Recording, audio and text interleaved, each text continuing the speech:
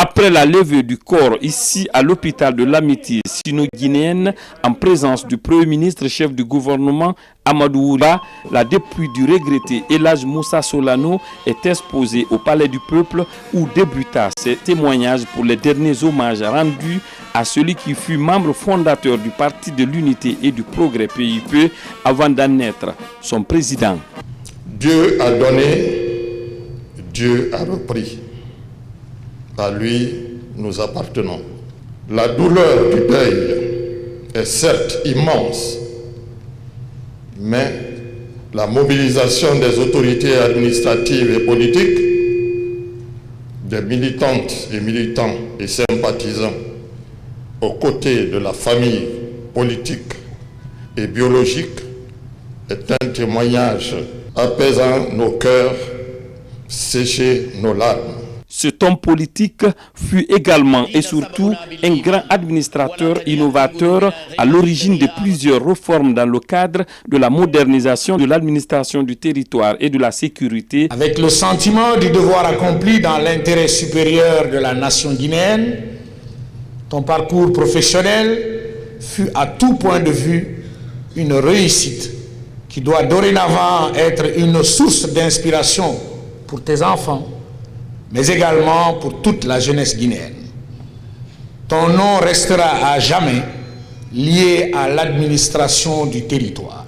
Tu as pleinement accompli ta mission sur terre, repose en paix. Au nom du président de la République, le général d'armée Mamadi Doumbouya, au nom de monsieur le Premier ministre chef du gouvernement et à mon nom propre, c'est le lieu pour moi de vous adresser nos condoléances les plus émues.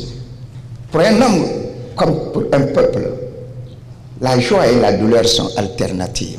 Aujourd'hui, nous ressentons tous la douleur de la perte cruelle de notre frère, le ministre Moussa Solano.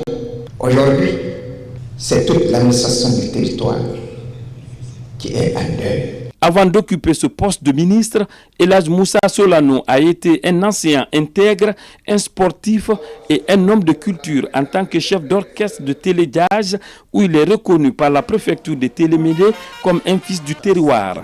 Ces différentes casquettes ne lui ont pas empêché surtout d'assumer ses devoirs de père exemplaire pour ses 6 enfants dont une fille. De voir un tel hommage rendu à notre père dans ce cadre prestigieux et inestimable.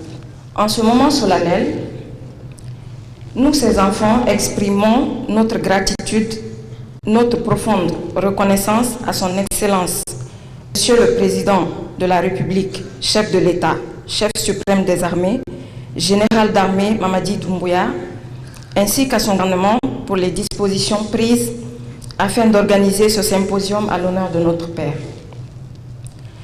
Cette attention particulière illustre l'engagement de notre nation envers ses filles et ses fils qui ont consacré leur vie au service de notre pays. Nous lui devons l'initiative et l'appui pour la reconstruction du bloc administratif qui avait été détruit par les rebelles et qui fait aujourd'hui la fierté de la préfecture de Guédou. Nous lui reconnaissons aussi les initiatives de réconciliation au-delà des frontières entre les 3 communautés qui sont la Guinée, la Sierra Leone et le Libéria.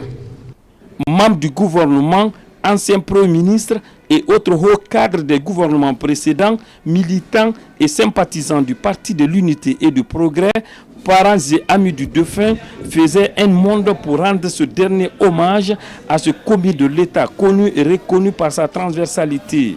Ces recueillements ont été suivis par des prières funèbres à la grande mosquée de Conakry avant l'inhumation au cimetière Cameroun.